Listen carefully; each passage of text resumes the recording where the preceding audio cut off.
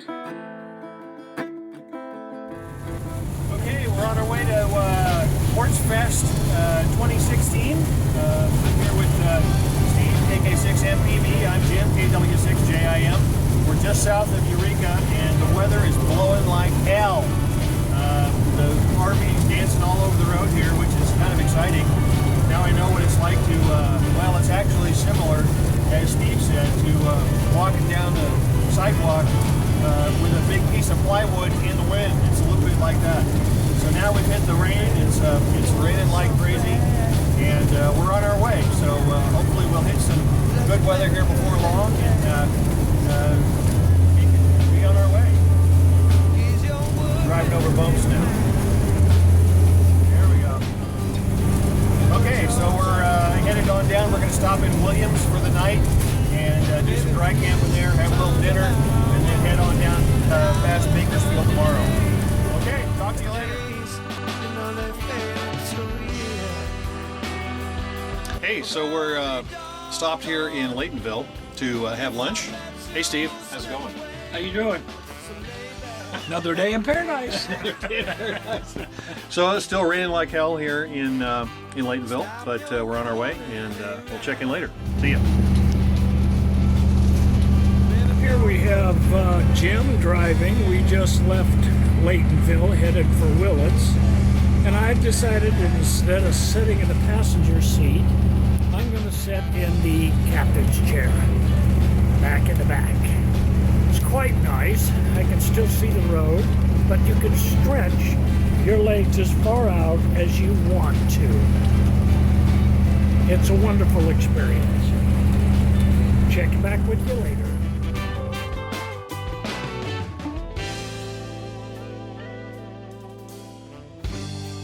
Ain't no use in trying. Ain't no use in denying what's going on here. Tell me how can a good Hey, we found a little vista point here, somewhere north of Bakersfield. So we're way the hell up in the air. There's Steve. You can tell because he's old. minutes turn to hours, hours turn to days, and days they fade into years. Well, I'll be doggone if I let you slip away. East of Bakersfield a little bit on Highway, I don't know, 99 I think, and we're about 3 hours and 47 minutes from Needles, which is an hour and something from Quartzsite. So we boondocked in the parking lot of Walmart last night in Wasco. That was interesting. Sorry we didn't take a little video there. You know, that was not much to show you really. So we're on our way. Everything's running good. All systems are up. We're going to stock up on gas and natural gas and water once we get to Quartzsite, and then go find where we're going to stay for the next day.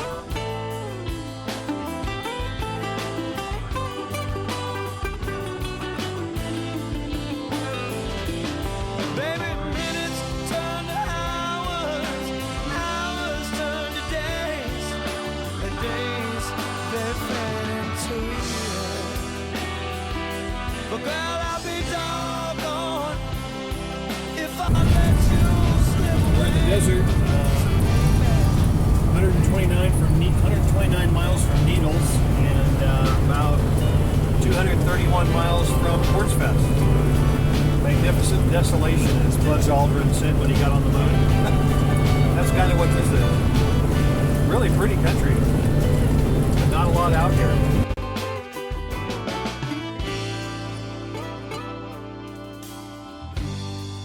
Well, baby, where you going so fast? Let's make a good thing last. Ease your worried, weary mind, and put your troubles on behind you. Baby, minutes turn to hours, and hours turn to days, and days, you know they fade into years. Well, girl, I'll be doggone if I let you slip away. Ladies and gentlemen, we have Jim being a herb proctologist. We have had to perform a colonoscopy on herb because the valve wouldn't close. Because some chowderhead ahead of us put a piece of pipe in there, PVC pipe, that wouldn't allow the valve to close. But here is Jim working diligently with his dirty hands with a bucket of shit, poop, doing a proctology exam on poor herb. Ain't no use in trying. They also are talking about putting in showers and a laundromat out there, but all that is about 2 years away yet. First of all, the main thing is to punch another hole in the ground and find water is the main problem for them. And didn't have a lot of range, but they had the advantage that they could shoot. Since it's a gentle launch, they could shoot dynamite, and that was pretty impressive. So they basically work. They have a pressure chamber and a high flow valve. The pressure we run is about 40 to 90 pounds, and you adjust the pressure for how high you want the tennis ball to go. Which is, one advantage of this. You get the control. You can control the height. They pretty much go where you point them. So it's sort of a point and click solution. And I have a few interchangeable barrels for it, so I can shoot other projectiles. Got a 1/2-inch barrel and a 3/4-inch barrel. And with this 2-inch barrel, I shoot these. Those really fun. Yeah. So I can put one of these at about 100 psi. I can put this maybe 150 yards. So. That's 450 feet. Yeah, that's pretty good. Yeah, it's just a little foam football, and they're fun with the kids. You just play catch. And Alan was talking about his friend that made one that was way too big. That would be this one. This isn't the one he was talking about. Sorry, I'm trying not to shoot my son. Perfect.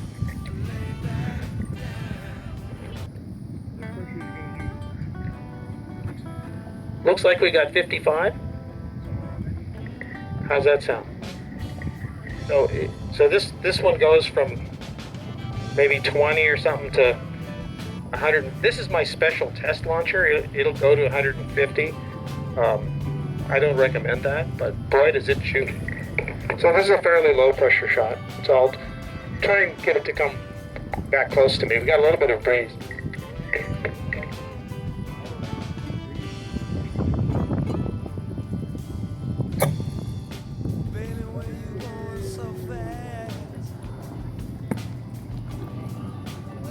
Low pressure. That was 45 psi. Is your worried weary mind, and put your troubles on behind you. Baby, minutes turn to hours, and hours turn to days, and days, they fade into years. Well, girl, I'll be doggone if I let you slip away. So lay back down.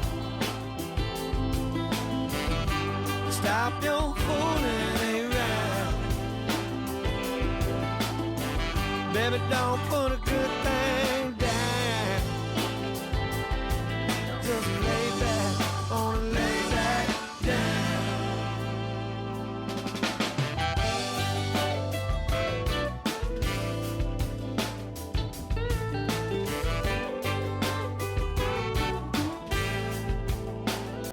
Mining up in Alaska, and the gold's actually washed out of the rivers into the ocean, got ground up, and got pushed back onto the beach.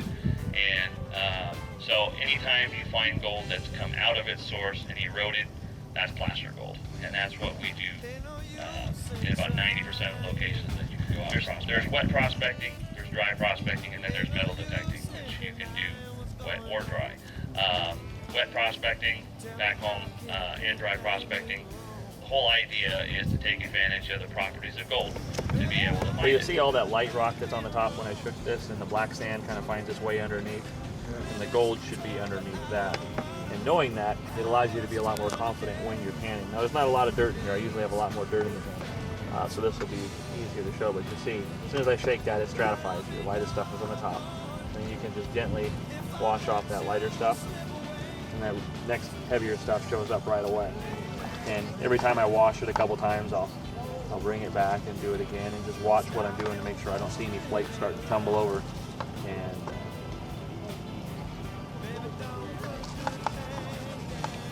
Black sand. there's a lot of black sand there, and the magnets help for some of it. And this is one example. This one keeps the magnet on the bottom. Now, if I jam this in there, you're going to pinch up gold accidentally. But if I put a little more water in there and I kind of shake the pan and let the magnetics jump to it, you heard them clicking on there, then I don't have to worry about the pinch of gold. I still save it and put it in another pan just in case. But that's that much less black sand that I have to pan. So you can't get little flakes from it. Yeah, it's less likely anyways.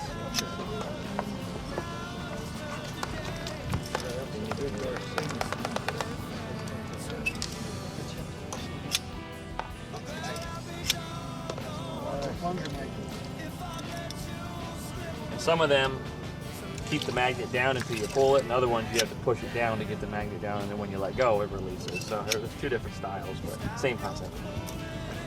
See, she's in an area where there's a lot of magnetics. A lot of iron. It came from Vancouver. This pay dirt came from Vancouver.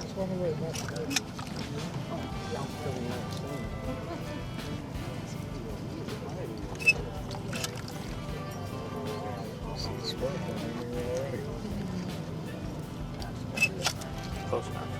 Yeah. But it's on the high side of the best. It's most likely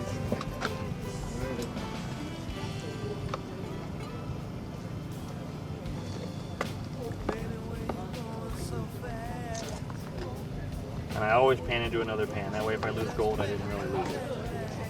When you get down to less than a teaspoon, or this is pretty close, you can then take some time to wash your material back. I'll do it in a light like this so you can see better. So you see the light stuff washes off really easy, and the gold's staying right on the edge of the pan where I shook it.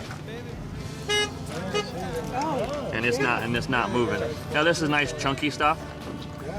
So the finer flakes might be a little more difficult to keep at the edge of the pan, but you see all that medium weight stuff, your black sands are washing while the gold is pretty much staying where it should be. And pretty good for your first day. yeah. Yeah, it's all one bucket. And Stop your fooling around. Baby, don't put a good thing down. Just lay back, oh, lay back down.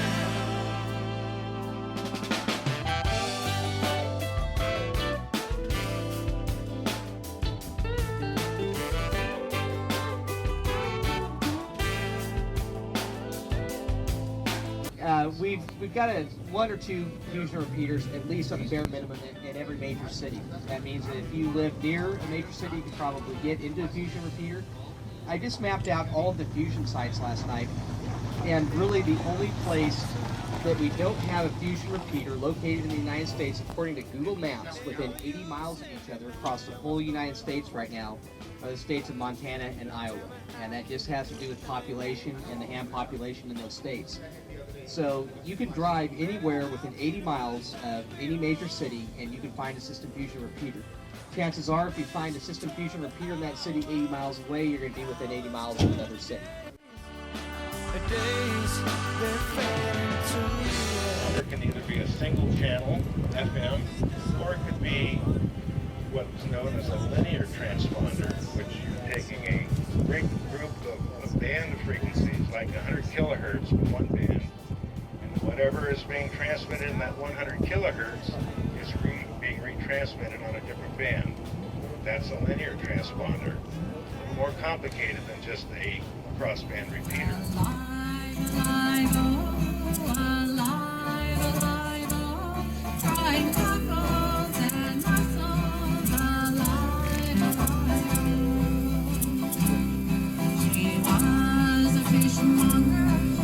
Sure 'twas a wonder, for so were her father and mother before. Lay back, gonna lay back down.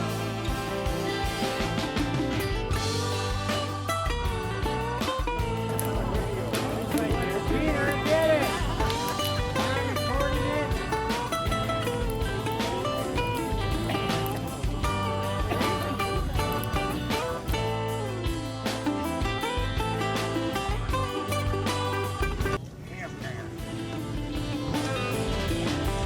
Morning, Steve. Good morning. This is all that's left of the morning It's the last morning of QuartzFest, and this is going to be the swap meet. If I let you slip away, so lay back down.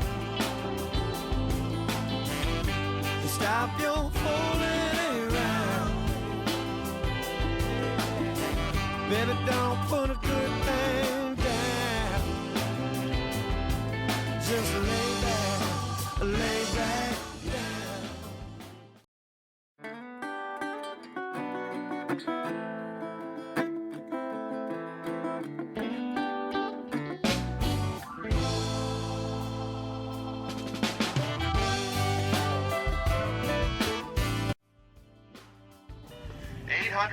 Participants from coast to coast came in this year. 812, absolutely unbelievable. A few came in late. 820 the count is now, according to the boss here.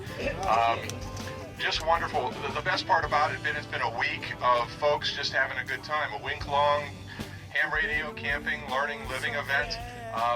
It's been such a wonderful time. When we built QuartzFest, it's very unique in the world. As a matter of fact, there's only one other similar program, and we're setting up to become sister programs with it. That's the Ham Radio Fair in Friedrichshafen in Germany. So you're going to start seeing us maybe over 5 years from now when we come to QuartzFest. Who knows, we might have a few European campers here sharing their love for ham radio and camping with us. That's our goal anyway, not to change the world, but to bring more folks together who love ham radio and camping and good friendship and good times. I'm shirt on cord. All right, maybe Gordo, you can come around to the front. I'm going to put my hand over the person that it is, and you can hand them a certificate. Neil, would you be willing to give them a goodie bag? It's right up in there. And Dick, would you like to come up so you can give them something as well, that you have something special to them and welcoming them? We'll say a few words after we get these out. I'll hand the mic to you, okay? All right, so the first one is... Here we go, Danny. Danny! Everyone give a round of applause for Danny. Annie! Annie, over here, Annie! Nicholas! Billy! Billy! Kate! Sarah! Samantha! Austin! And Ashlyn. All right, you guys.